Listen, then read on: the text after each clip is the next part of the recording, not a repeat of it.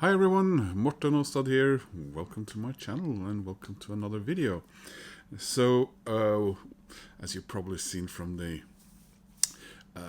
beginning of the video, I ended up going out today. Every first Sunday of the month, there's a record fair that I've shown videos from earlier, called, I suppose, Vaterland Platemesse or Vaterland Record Fair here in Oslo. It's usually during the summertime. It's being held outside in that area, with lots of room, and it's sort of in a bit of a cul-de-sac in a pedestrian street.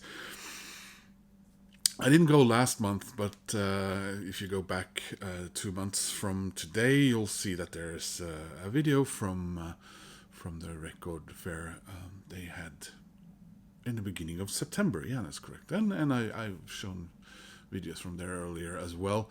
So today I was thinking, am I going to go? Am I not? Because I know during the winter season they move indoors. I kind of had an idea what that meant, because sometimes when the record fair is really big and there's more vendors than usual, they do move some of it indoors. Now, indoors is a old red brick building next to where they hold it during the summer, and it's upstairs above a pub. And but like I said, I thought, well, videos where I go to record fairs and used record shops and so on seem to be quite popular and people seem to like them, so let's go now.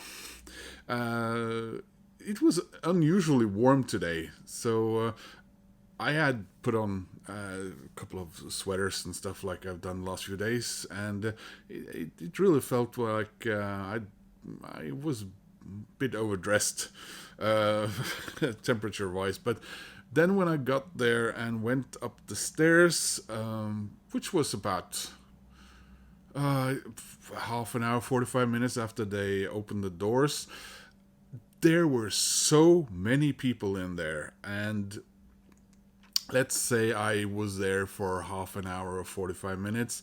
I must have spent 3/4 of that time waiting to try and get to some of the bins. And it was really warm underneath because it's kind of a loft and it's very cramped. And they were playing on top of everyone talking loudly to hear each other over the very loud music that the sort of DJ type person was playing there, and you might hear some of the music in the background, and you're thinking, do you really need a DJ to play that kind of music? So I didn't film much. I filmed from one bin. I did go to a couple of other bins, evidently, since I ended up buying something. But as far as soon, I bought 2 records from the same guy.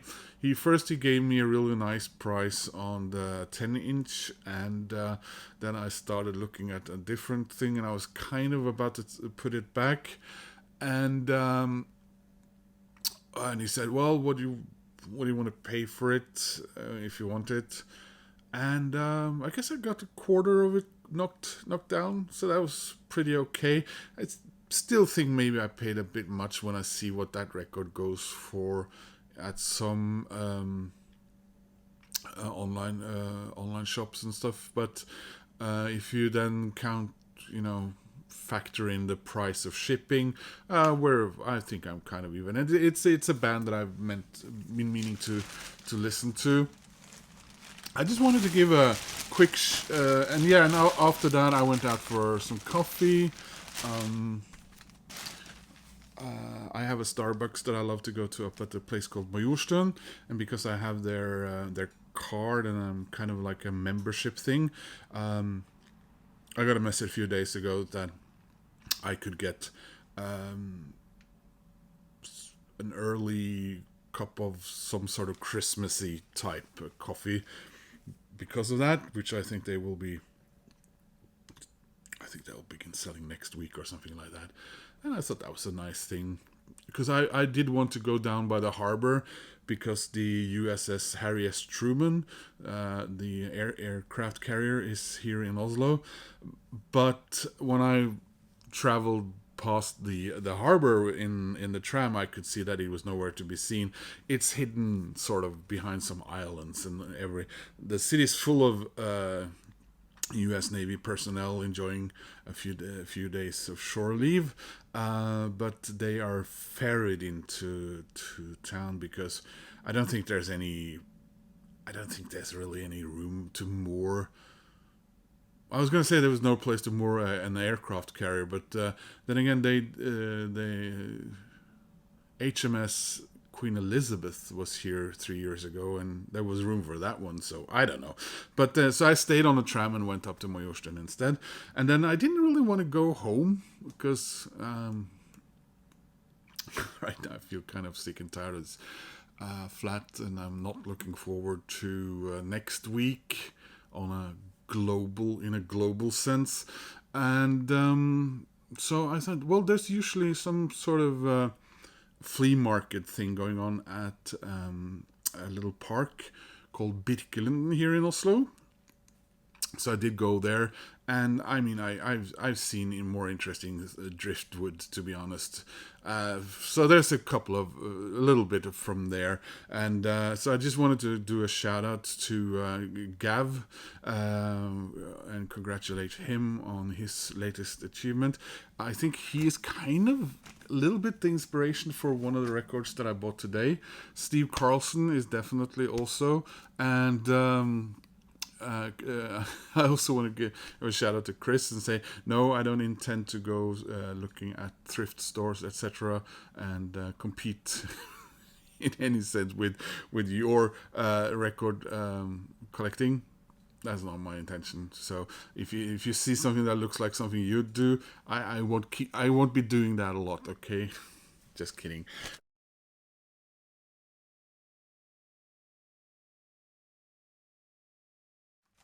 So what I did pick up, you saw briefly me showing earlier in the video that I looked at it or showed you guys over at the coffee shop.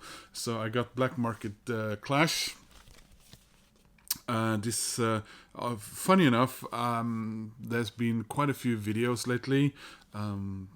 Brian, Embryonic Robot, did a video where he showed 10-inch EPs and so on, and it's a type of record I find hard to define, and I don't have many of those in any case. And then, oddly enough, I get one. Kind of unrelated. I wanted this one for a long time, and they wanted 200 kroner for it, and he, without me looking like I was discouraged or anything, he offered to sell it to me for 150. So that was very nice. This came out in the US and Canada only in 1980. Between London Calling and Sandinista, and it sort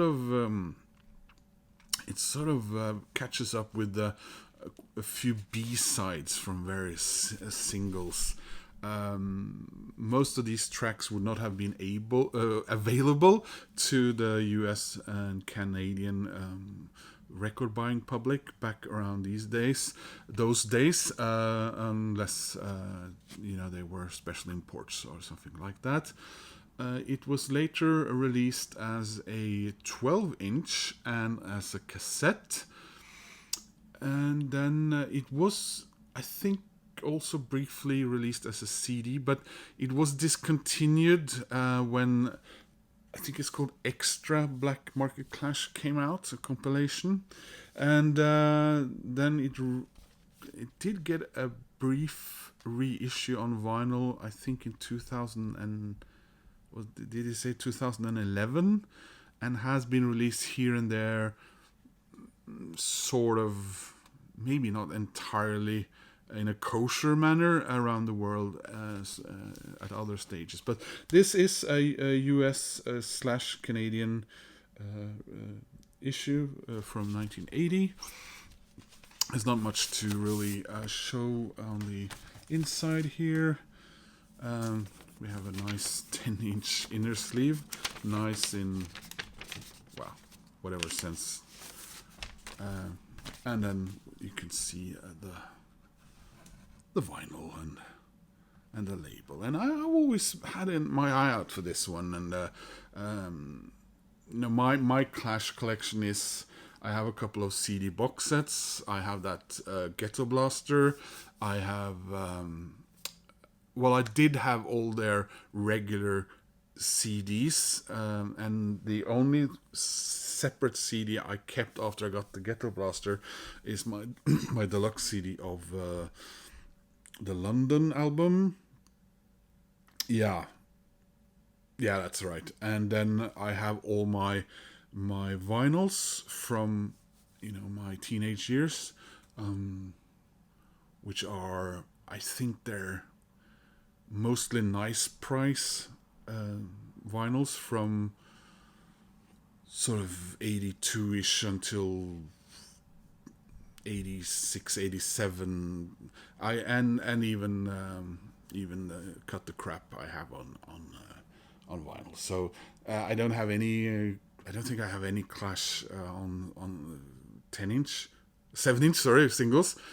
I did have This Is England once, but it's disappeared. So that was the Clash, and then I also got.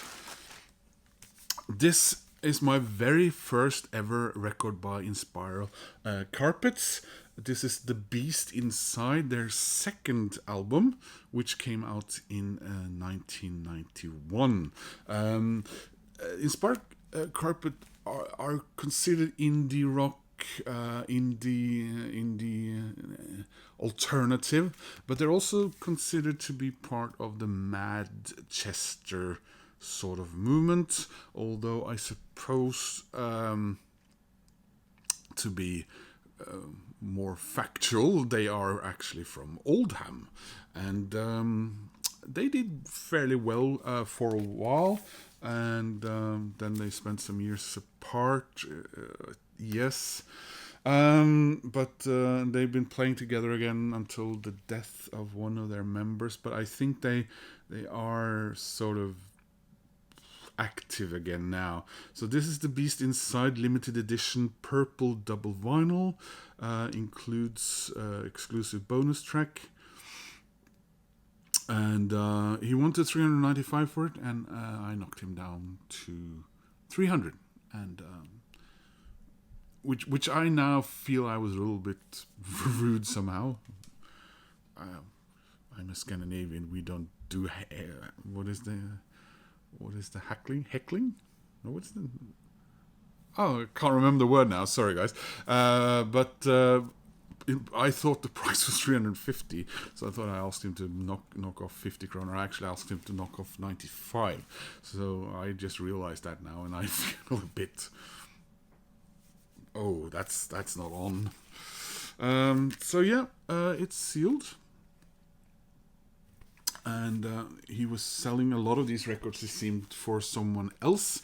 And he said that the person who was selling this was very much into indie music of this kind, but had apparently several copies maybe of the same records or something like that. So that's why this one ended up being sold.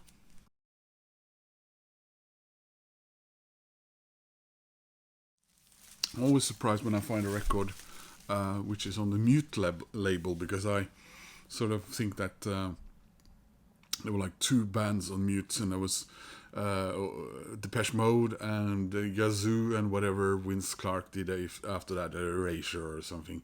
And yeah, and of course I've Goldfrapp was on Mute and several others, and Alan Wilder with Recoil. But when I see bands like this being on Mute, I'm what, really? Is that a thing? So not a gatefold then. Quick look again, just without the shrink wrap. And you've got 4 sides here. And those are the tracks.